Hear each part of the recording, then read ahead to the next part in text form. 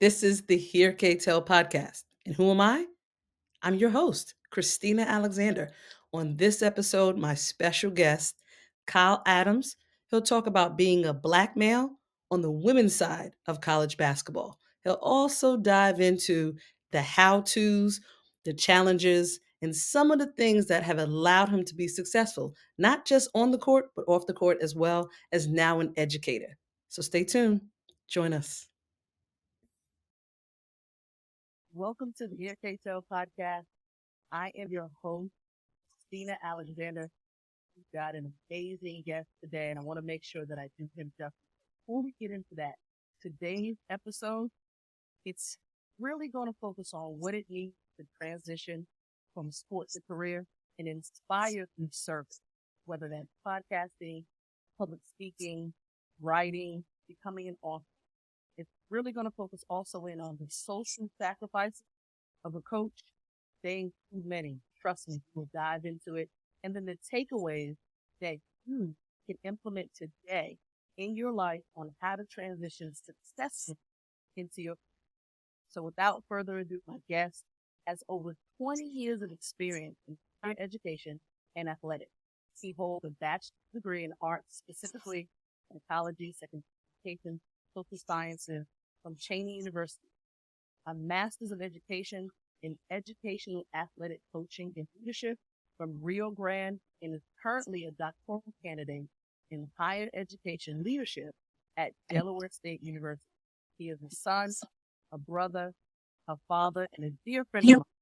Please welcome Kyle Adams. What's going on, Kyle? That's an amazing intro. Did I get it all? Yeah, that was me. That was nice. Hey, Christina.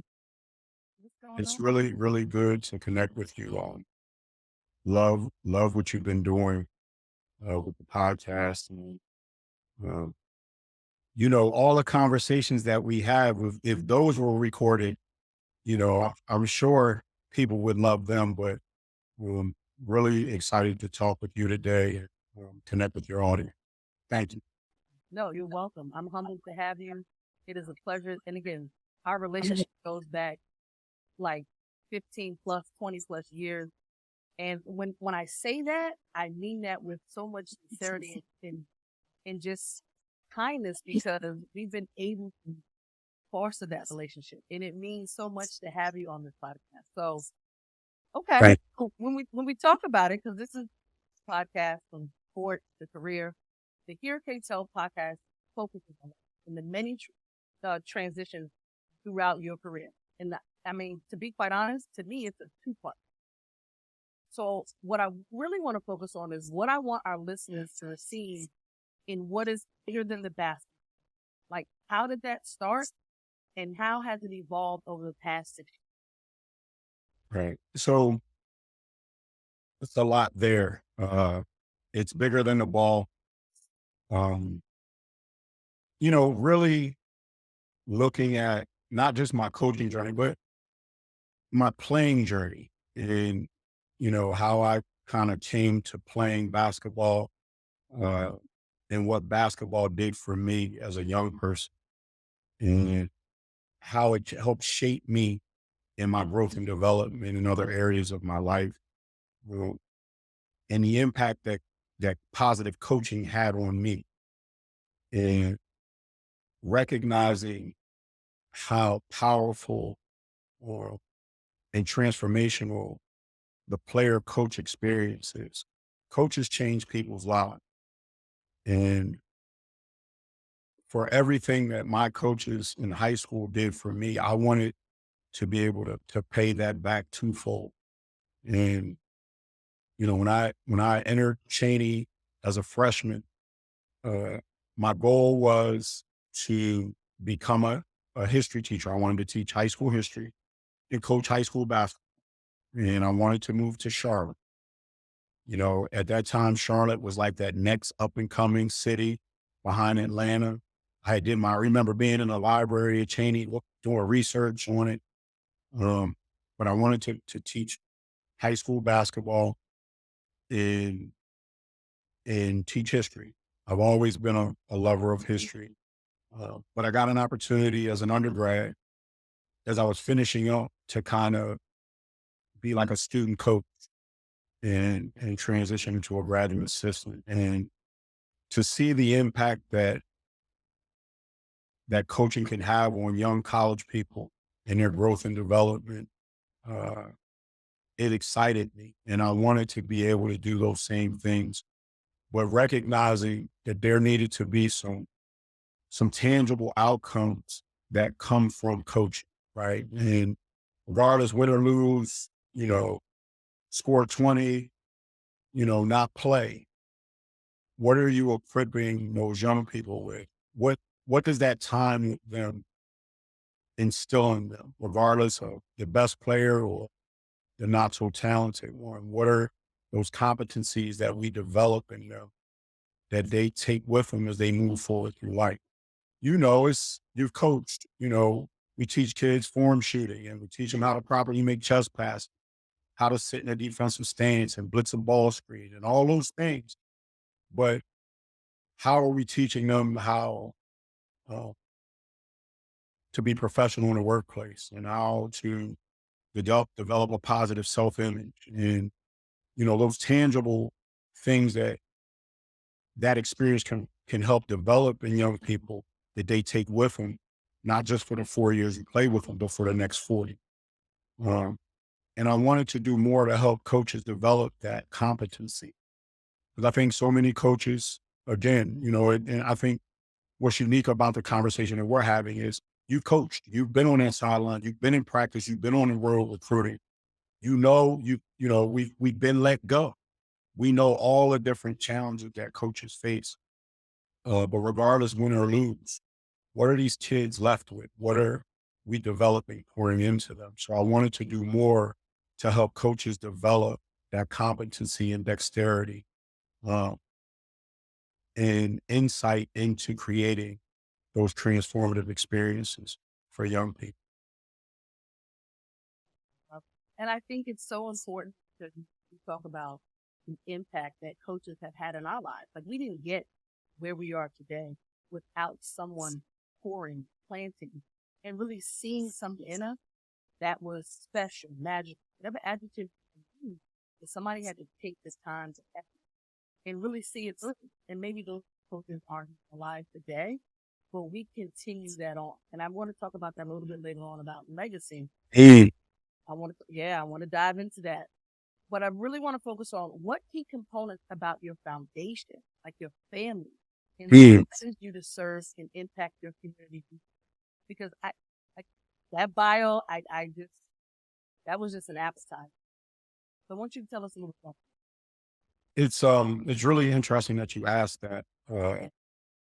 My grandmother, and I don't know if your audience can see on the top of my bookshelf is my grandmother's degree, from Cheney University, uh, class of 1945. My grandmother was an educator, and as a child of a Cheneyite, um, our school was founded, to create teachers, to build teachers who were going to go back into our communities and lift the next generation. So my grandmother was a career educator. She was a teacher, guidance counselor, administrator. Well, my mother had actually studied to become a librarian when she became pregnant with me. And so education, reading, learning has always been at my core. And, for me to, for me, I've always viewed coaching in the lens of a pedagogy, right? Like a teacher, right? And what are the learning outcomes? I come back to what are the outcomes? What are the attributes, the talents, the skills that are whatever. If you got 14 players on your team, what are those kids when they graduate? What's the common traits that are in them? What is your pedagogy instilled in? Um, and I know that that's come from my grandma, and it's come from my grandfather, who was an avid reader and historian, uh, and just shaping me as a coach, but looking at it bigger as an educator. I'm so very thankful for my parents. I, I feel compelled, like when we speak of our people, to say their names. My grandmother, her name is uh, Mildred Holden Vaughn. Uh, my mother, Cheryl Denise Vaughn Adams. My father, Benjamin Adams. My brother, Benjamin Adams. My grandfather, Schaefer Vaughn. All these people really created and provided me with an amazing community as a child. I tell people all the time, I had an amazing childhood growing up in West Philadelphia.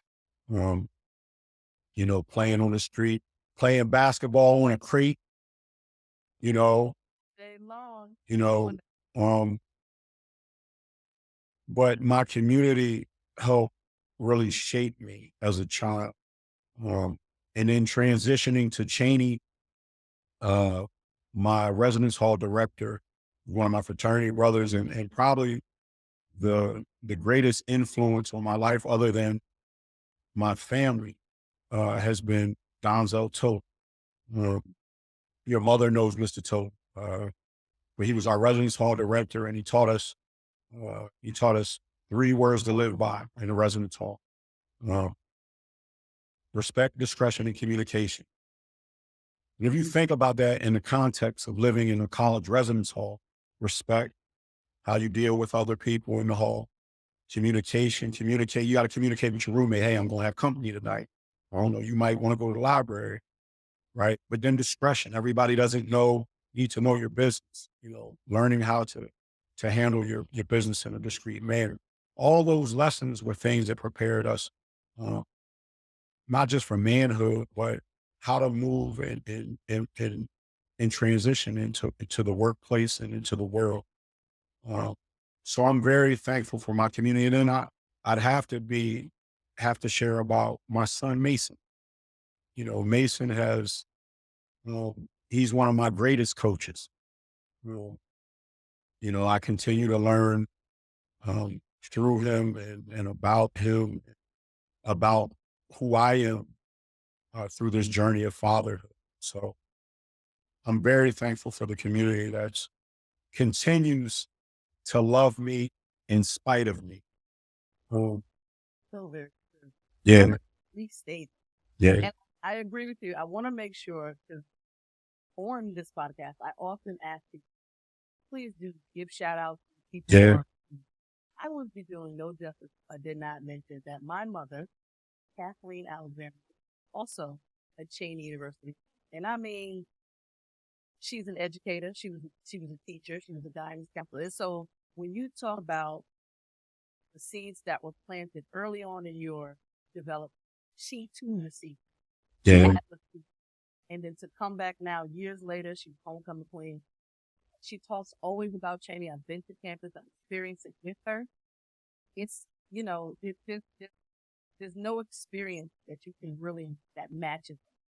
And it really does set you up later on in life. But so the many things that you, as you mentioned, relationship, as a dad, as a father, as a son, as an educator, as someone in the workspace, all of those things, that foundation was planted at Cheney. So shout out to, shout out to Cheney. let's hope. Now, I got to ask you, Kyle, Yes, ma'am. what's your superpower? Like, Ooh, yeah, let's make sure we drop the nugget here. What is your superpower? Christina, I really believe my superpower is I'm an encourager. I think I'm an encourager by nature. I look at people and I interact with people, and I'm listening. I'm looking for ways to help, to inspire. I think the greatest gift we can give people is hope. I think we have a lot of people in the world that, based on challenges, setbacks, or failures, or whatever they've dealt with in life, they don't believe that they can achieve uh, and have the things that they want in life. And I really view it as my mission daily to give people hope. And it might be walking into Wawa in the morning and just saying hello to someone, because you don't know where that person is in your life. And you giving them eye contact and smiling at them, saying good morning. that provides them a level of hope and belief in humanity. And not to say that I haven't had hard days and challenges just like other people. Um, but I recognize that those challenges are the things that help us progress to the next levels in our lives. So um, I would say my greatest superpower is to be of an encourager, a hope giver. Now, I know some of our viewers slash listeners are probably saying, well, how do I find my superpower? Because I know what my superpower, you know, I don't think I knew it at 21. I know I didn't know it at 20. But how does one find their superpower? Well, I think it's a few things. I think that you have to, one, surround yourself with really good people who are going to tell you the truth. Um, I think there's a lot of times um, we hang out with people because they look nice or they're good for our ego, and um, we're really being ruthlessly critical of the people who you choose to share and spend time with, and that they're truth tellers. The greatest gift you can give anyone is the truth. Um, so I think that's extremely important, and you have that in your life. But I also think it's important for people to spend time in deep thought and journal. Write your thoughts down, write your feelings down. I think a lot of times people are scared to allow their hearts to bleed and share out in the way that God built them to be. Uh, but really allowing themselves to share and be kind with themselves, and write down their goals and their thoughts, and really spend time in meditation on, and really asking for, you know, the universe to share with me what my superpowers are. What are my strong suits? What have I been placed here to do? And I'll tell you, even at this, um, I don't want to say late juncture in my life, uh, but at this point in my life, we question at times, and in the directions that we're taking sometimes, we're really getting back to the basics and spending time in deep thought and meditation, and then really connecting with my foundation, those people, uh, that tribe, that board of directors, right? Who's on the board of directors for Christina Alexander? Who are those people that, well, it's their business to ensure that you're on the proper journey. So I think those are a couple of things that I would share, and how you really start to identify what your superpower is. So let's transition a little bit. Okay. I want to make sure that I tap into these nuggets because you're dropping them. So over the years, you've served in many spaces on both the men's and the women's side of. What two lessons have they consistent? Woo! Yeah, we're at that juncture. We talking about coaches. Yeah, more talk about those. So, and not to go off on a tangent, but I think it's something that a lot of coaches don't recognize.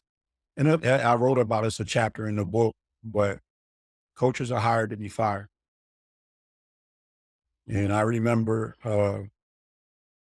when I was at Cheney, coaching at Cheney, dream job. Christina, you already know what all that meant to me, and it has meant to me in my life. We get a new president, and we get a new president, we get a new vice president, we get a new athletic director. And the first time that the vice president meets with all our coaches, first thing he walks in and says is that coaches are hired to be fired.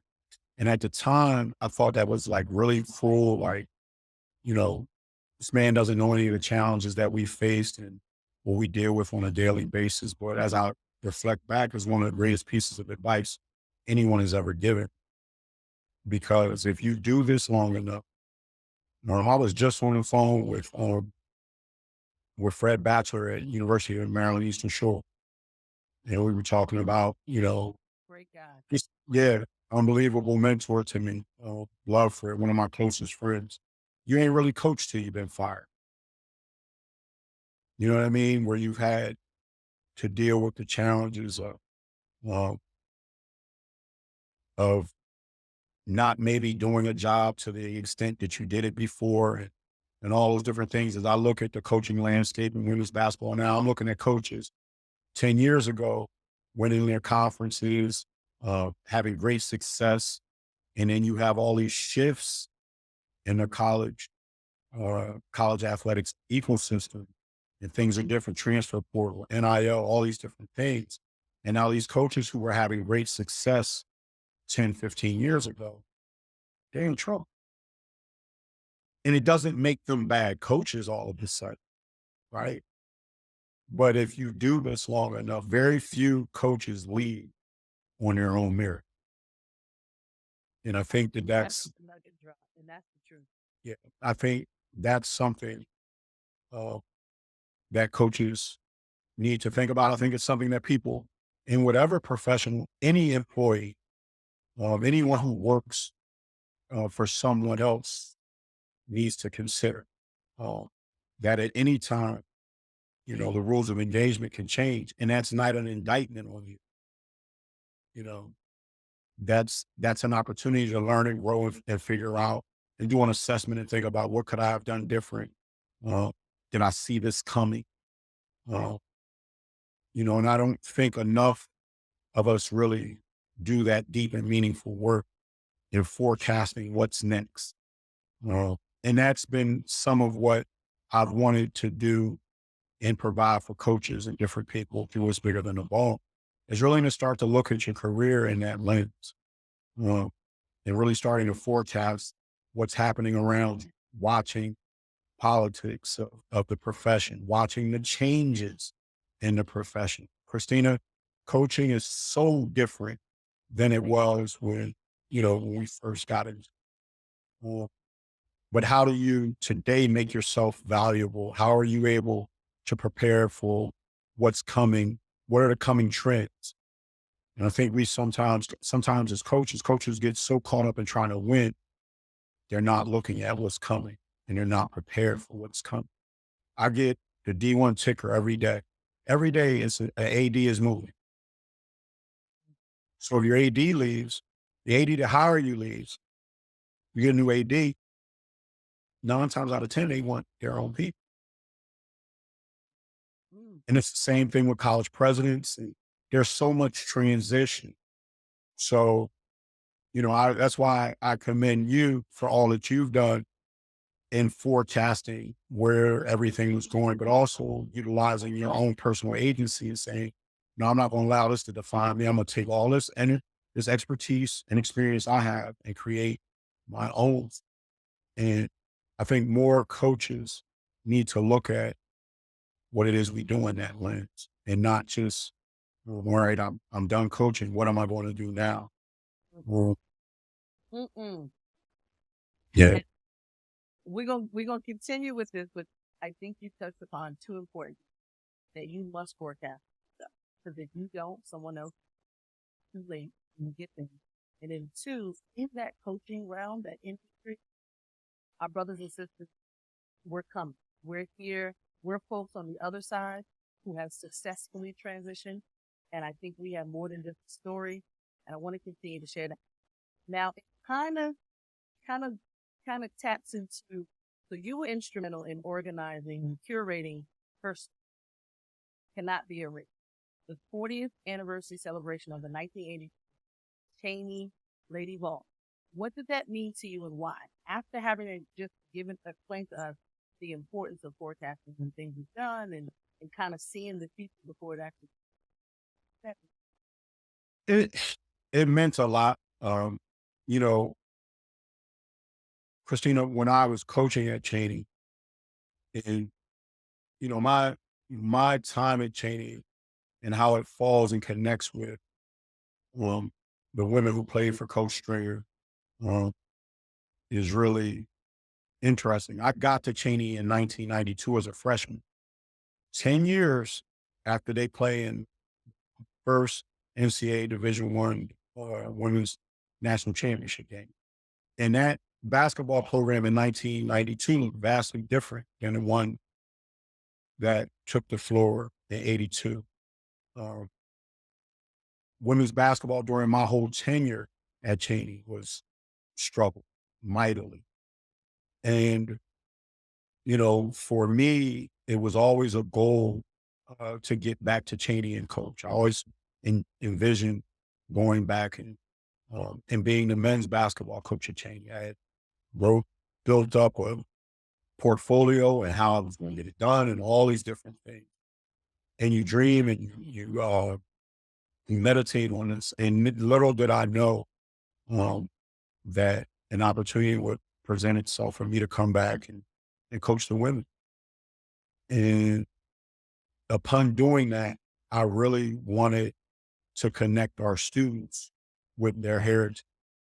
Um, I felt like part of the reason why those teams struggled when I was in school is because they had no connection to their traditions, their heritage, and those women uh, who had played and lifted that institution uh, to the heights of women's basketball.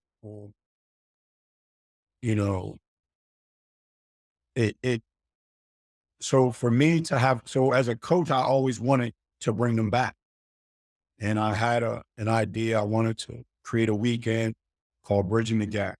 Right, we would bring them in, we do programming, we would play. I have a tournament, but really having our ladies just bask in all of that tradition and history um, of those women who walked those same halls and played on that same floor and ate in that same cafeteria, who played at on the greatest stage in college basketball.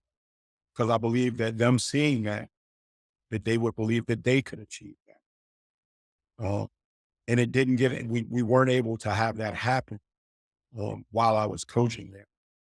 And for me, working in the women's basketball landscape and going to the Final Four and wearing Cheney and connecting with coaches who knew the history and tradition of what those women did, um, I wanted, I didn't want those women to leave this planet, Christina, and what they had accomplished to not be properly elevated, amplified, and celebrated. And with the 40th anniversary of what they did approaching, I just felt compelled that we need to bring them home. We need to celebrate them, give them their flowers. Um, and especially in a day and time where, there are so many pushes to elevate the stories of women and, and of Black women and their accomplishments and their triumphs. Uh, why not? Why not these sisters? And why not what they've done? Because what they've done has been unparalleled. No other HBCU uh, at the Division I level has done what those women have done. And we talk a lot about the 1982 team, which Coach Stringer led to the championship game. But what we don't talk about enough and what we sit in right now is the 40th anniversary of those women returning to the Final Four after Coach Stringer left, right? And you think about that, and we know the titan that C. Vivian Stringer is, but to lose your coach, right? And for her to, and they understood it. Coach Stringer left. She had an opportunity at Iowa. Her daughter was sick. Iowa had a hospital. It made sense. And for those women to will themselves back uh, to the NCAA Final Four with Winfred McGriff as their coach, I just think it's an amazing story. So to see them come home and to be with their classmates and to be with the local media and people like Mel Greenberg who covered women's basketball and politicians and just so many of their family and friends and our current students, my former players there, right? To just have a day where we celebrate the accomplishments of what they did. Uh, it's one of the greatest accomplishments of my life. And we continue the work of elevating what these women have done. We, and I haven't talked about this on any platform, Uh, Dawn Staley wore Yolanda Laney's jersey last year during the NCAA tournament. We sent Dawn that jersey. And I had no idea, Christina. I sent her the jersey. I reached out to a few people who could directly connect with her, say, hey, we want to send you this jersey. And I thought maybe during the tournament, she might wear it in practice or in a press conference. She got that jersey on a Friday. Sunday morning, my phone started blowing up. Turn on the TV, turn on the TV. I started crying. She wearing the jersey during the game. And so for her, as, the preeminent, Dawn is the Coach Stringer of today. For her to pay homage to not just Coach Stringer, but to Cheney State and Yolanda, who was a figure in her life as a child. Wow. Yolanda has, Yolanda's had her hands on a lot of these young women who've been in the game of college and professional basketball from a development standpoint, training standpoint, over the last 25, 30 years. So for her to pay homage to Yolanda and our Cheney, community in that way was really humbling. So whatever I can continue to do, I was on a call this morning about some stuff with them going, as they're going into the Women's Basketball Hall of Fame in April as a trailblazer. And that's been a huge fight for us to have them properly acknowledged in that hall for that to come to fruition. We were on a call this morning about what that's going to look like. And, the fight continues. So It never stopped. yes, It never yes. stopped. Now, you mentioned a few things, and one of them that I took away, the work that we're doing, we have to show up, and it's important. Consistency is important to really decide what side of the line that you want to be. Someone not afraid to have difficult conversations, not afraid to push the envelope, not afraid to stir some things up for the greater good of what we know to be something memorable. Vivian Stringer and will always be in the women's basketball game, just in the lives of young Black girls. Like, see, she's everything, and so the women's game now it continues on and off the court. I mean, that's a whole nother episode as how the women's game has grown. But as a Black male that coached on the women's side, and not just coaching, because I want to also include higher education. What direction do we continue to now? Well, I think, for me, and I talk about it often, Christina, coaching women's basketball changed my life. It expanded who I would become and continue to become as a man. I had to grow in a lot of different ways to be able to give the young women that I've had an opportunity to coach the best experience that I could. And so I really credit women's basketball with being a huge contributor to my growth and development. But I think, for men who are seeking to get into the game of women's basketball and who want to be able to have great experiences, I think first and foremost, you have to recognize that this is women's basketball, right? And I say it all the time. This is your game, right? And my only goal as a man who coached women was to support, develop, and elevate women in and towards leadership. I want to help provide a platform for young women to get to whatever it is that they're trying to get to. And it doesn't extinguish any of who I am or what I'm trying to do or growing to elevate others. And I think we sometimes have people that get in women's basketball, or the thought is uh, about what it can do for them. Uh, but I've always looked at it more about how I can add value uh, to this game and, uh, recognizing that so many women have played a part in my growth and development, um, in my progression and elevation in higher ed. I work in support of the leadership. I serve as the deputy director of athletics here at Delaware State, but I served at the support of the leadership of our athletic director, Alicia Shields Gatz, who has an amazing uh, level of experience as a championship level coach, but also as one of the leaders in the industry as an athletic administrator. Like she sits on NCAA committees. She's a really sought after source of knowledge in the college athletics landscape. But, you know, as her deputy, I get an amazing opportunity to work with her and sit at her knee and learn from her. And uh, I'm very thankful for that. But I think we as men have to be really willing to add value and not look at it as an opportunity to just how can I elevate, but how can we lift how can we lift others as we climb? The game of and not just the game, women's sports, the NCAA, ESPN. I don't know if you saw they're going to pump $960 million into women's championship, Oh no. and you know, and that's a beautiful thing for women to have an opportunity to have equitable experiences that men have had. But I think the other thing is really important. More men have to be willing to stand up in advocacy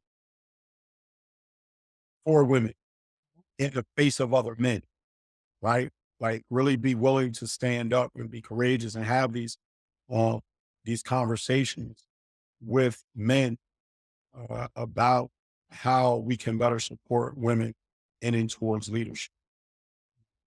So again, my women's basketball journey, uh, I wouldn't trade it for the world. I'm so thankful for what women's basketball, and we've talked about, Absolutely. has been able to provide and continues to provide for me. Christina, cause those women that I've coached, they coach me now. Right. You know what I mean? They're coaching me now. They're calling me and Coach Adams, you gotta get your YouTube together. Look, I can help you with this. And, uh, so it's just always been an amazing exchange. I'm sorry. I said it was like, Yeah. uh, so, so then is it safe to say, because there's a lot of transitions from sport to career that have happened over the course of your life, your journey, because you wrote a book, Discarding the Mask, The Soul Sacrifices.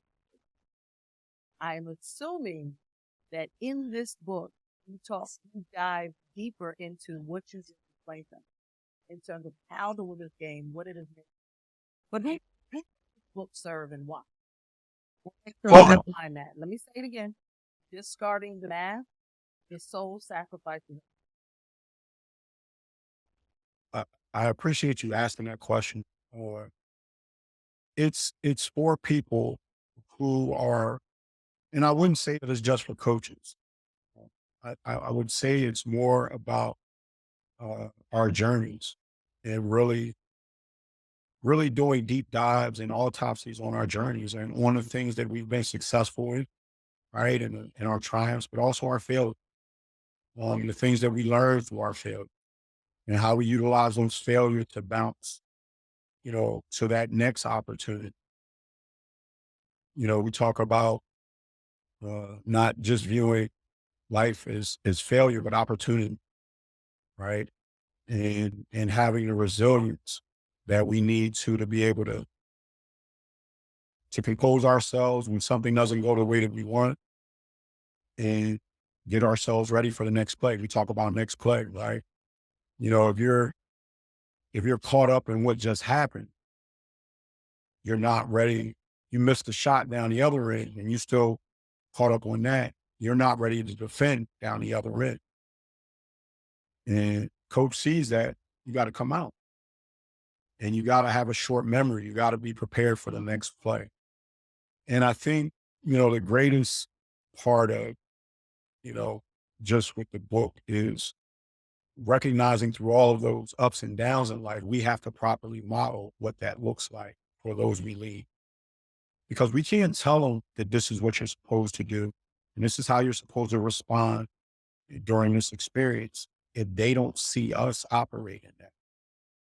right? And I was always and have always been, even in my role now, um, I'm not ashamed to share my frailties with those that I'm quote unquote leading, uh, because I think that allows them to see that I'm human just like they are, uh, and that through those challenges is where we make our greatest breakthroughs in life. In attacking and going at our challenges, most people, they stay away from there. They say stay away from your weaknesses, right?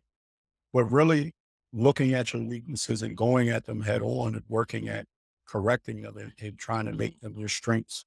And I think when we model that for people, well, it really provides them, it gives them hope. And I think, hope is a central theme for me. So the book I really work to utilize and just being able to share my experiences, uh, and how I view them, uh, and how I reflect on them. And Christina, that book is the first edition. Like I'm getting ready to go to the second edition because there's a lot that I feel like I left out. Uh, I talked to you about it. Like I gotta get a little bit more naked. Yeah, yeah. Yeah. The subtitle is the title is discarding the mask, and us really and thinking about it in the lens of uh, the mask that we have to wear in our professional, and really getting to a point where we create our own platforms and industries and businesses and brands, but we don't have to wear these masks, right? We can be our true and authentic selves.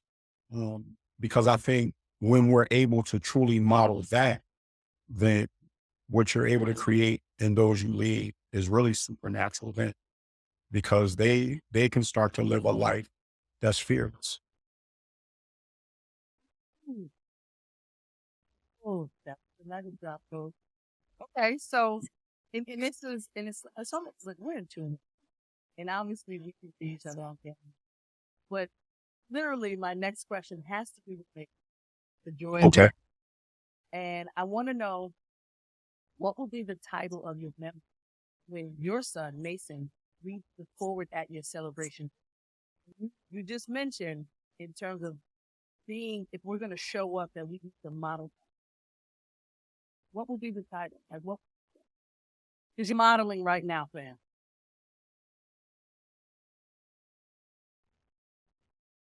I talk with Mason a lot, Christina, about he's 11, right? He's not 25, he's not 30, he's 11. But I talk to him a lot about starting to develop a level of self sufficiency and recognition that daddy's not going to be here forever. And I love you, and I hug and kiss on that boy. Christina, Me, I, can't nobody tell me different. I go every morning. I go over to the house and I pray with him every morning before he gets on that bus. Yeah, um, I would hope that, and I think he realizes even at this young age the power of prayer, and I think he truly appreciates the fact that I come to him every morning to petition God on his behalf for his protection, for the protection of his school, for the protection of him on that school bus, in all of his interactions, and him recognizing the importance of that that's something that he builds as a practice in his life as he develops and grows, as a father and develops a family and as someone that's out in this world who's here to help change it. So I don't know if I gave you a title. You gave us the title. Our viewers, our listeners, it like take that in. Absolutely. Yeah, but I think like he's I'm just very thankful for him, Christina. I think about it in the lens of a lot of people don't have children for whatever reason, right? And so for me to have been blessed to be that little boy's father, like could have been anybody's father, that little boy, and all that he is, his spirit and his sensitivity. And he's my child. He is just Yes, he is. like me.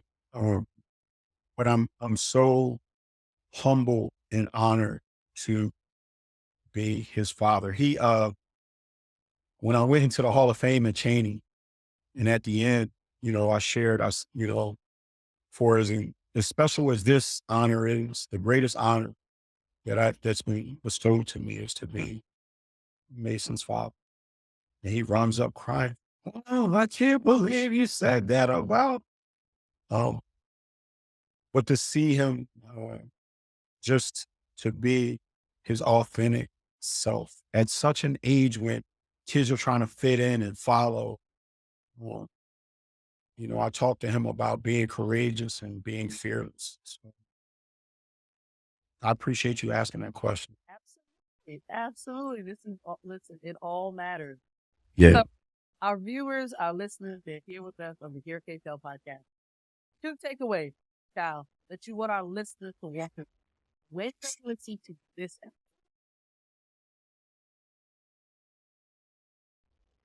Continue to grow yourself.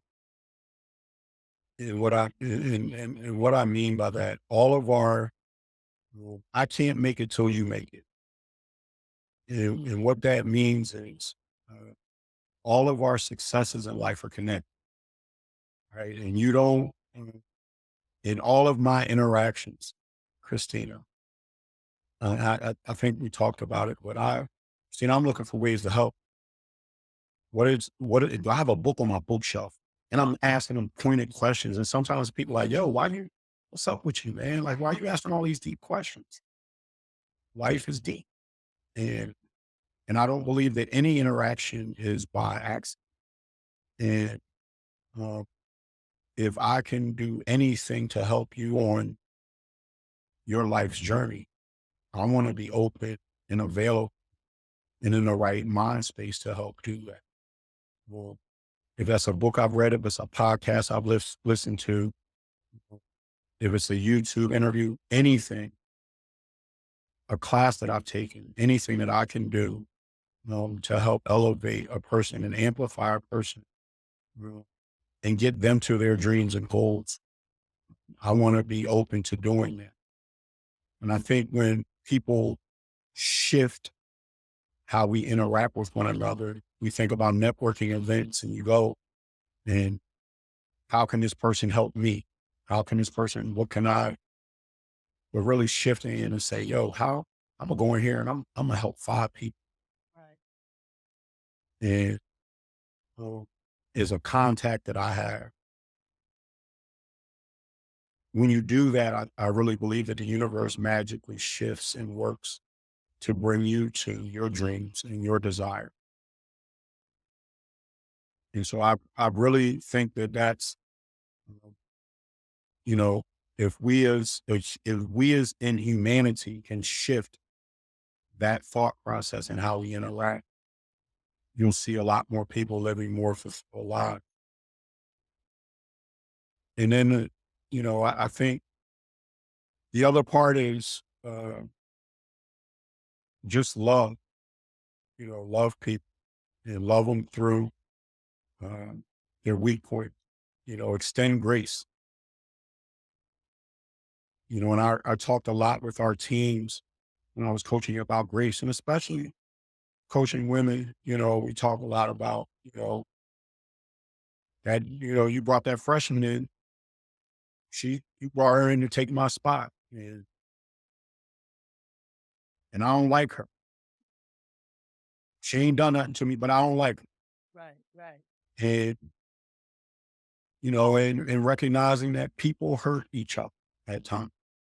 It's part of life. Well, but is that hurt? Can that keep us from repairing it? Because you may hurt me, right? But am I at a place in my life where I can't extend you grace? You're human. You make mistakes. I can't forgive you. And that forgiveness and your ability to forgive or not forget can impact where you guys are supposed to be going together. And that may be winning a basketball game. That may be a relationship, a business partnership. And if we can't extend each other grace when we make mistakes, it severely limits what we're able to achieve together, because none of us are going to make it. Um, None of us are getting out of life alive, and none of us can make it by ourselves. So I think, I really think grace is something that more of us need to extend to one another. But also, I would say we need to have grace for ourselves. And I don't think enough of us, we beat each other up. We beat ourselves up for the things we didn't do and the mistakes we made and the people that we hurt. Uh, and yes, we need to make amends and we need to apologize and we need to be, have that godly sorrow that they talk about, right? Not that, uh, people sorrow, right? But godly sorrow, and really being clear in our hearts that we really are apologetic for what it is we may have done, and then acting on that, but also providing that for ourselves, right? We're constantly growing and developing. We're going to fail. We're going to make mistakes, uh, but continue to love yourself through me. Mm, love you, brother. I love you back. Kyle, tell the people what can they expect next. Like I know you're again you're in the doctoral program. You are going. You're right. You're currently writing second book. What else can we expect on the horizon? I want to make sure Oh, our thank you. listeners understand how they can get at Well, I'm really intentional about connecting with people. My phone number is 302-367-3360. Feel free to text me, give me a call. If I don't get right back to you, I will get back to you. My social media is Coach KA20 on Instagram as well as Twitter. You can follow the hashtag It's Bigger Than the Ball. We're in the process. I had a website up for It's Bigger Than the Ball. We're actually revamping the website. So please feel free to look for our website in the coming weeks. Uh, but I'm really looking to connect with the people who really want to add value to others and want to be better for the constituencies that they serve. I think our personal and leadership, journeys, we don't, we all need coaching. you. And, you know, Christina, you and I both have probably combined over 50 years of coaching between us. Yeah. But we still need it. And so I want to connect with people. I want to be of service and be able to add value um, to people.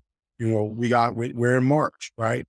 Coaches getting ready to start getting let go, That's right? right. They're getting ready to start transition. And, what does that look like? And Christina, I go to the Final Four now. I'm looking for coaches that got let go. It's different now. Yeah.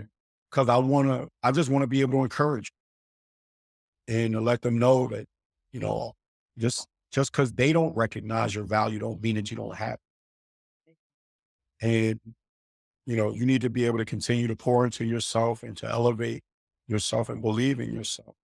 Um, because when you're in times of war, what happens, Christina, and you know this, when coaches get let go,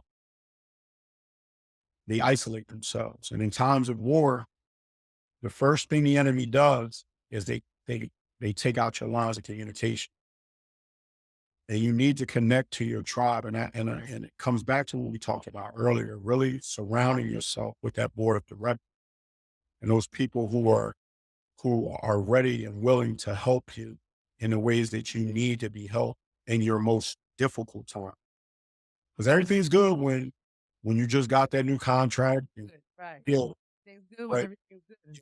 Ah, But when the phone stopped ringing and you need to be able to reach out to the people that you know really love and value, well, you need to be sure about who those people are and be intentional about reaching out to them. So, uh, on any of your listeners and people on this platform, please feel free. I view if you're a friend of Christina's, you're a friend of mine. So, uh, please, if there's anything that I can do in any way, and again, I'd be remiss if I didn't mention you asked about what we have going on April 27th. in Knoxville, Tennessee at the Women's Basketball Hall of Fame. Our Cheney State Lady Wolves will be inducted uh, as trailblazers of the game. A really overdue Oh, way. acknowledgement and honor. And we're really excited to be there with the ladies as they go in. This is, they are also on the ballot for the Naismith Right. Hall of Fame. This was their second year. Uh, they weren't a finalist this year, but they'll continue to be on. And in addition to the team, also Yolanda Laney, as a 1984 All-American, uh, and Val Walker, Right. who many don't know was a 1981 and 82 Kodak All-American. That's the film. You know, Val, Yolanda and Val are, they're Black history, they're women's history. Absolutely. And, we're going to continue to push and fight to see them amplified and celebrated in the Women's Basketball Hall of Fame, as well as the Naismith Hall of Fame. So, working with some different projects around the second edition of Discarding the Mask, but also doing more workshops. I've had an opportunity to speak. Delaware State is a member of the MEAC conference, and I was able to speak this year and do a keynote on developing student athlete leadership in this Generation Z and Generation Alpha. So really doing more in the space around student athlete development, coaching development, organizational development, and how we can better provide these transformative experiences compared to being transactional. Nothing like being good. Kyle, I appreciate you. I am humble. I am still humbled by your continuous story, the growth that I've seen over the years. You already know, love you, appreciate you. I'm thankful that you showed up here on the Hear K Tell podcast to talk about your transition towards your career. Thank you. Thank you, Christina. Really quick, I want to really just thank you because I don't think enough people talk about that transition and what you built out on your platform, really trying to give people nuggets and a roadmap as to how to transition. Because most people aren't prepared. They don't feel like they can do anything after sport, whether it's playing or coaching. Right.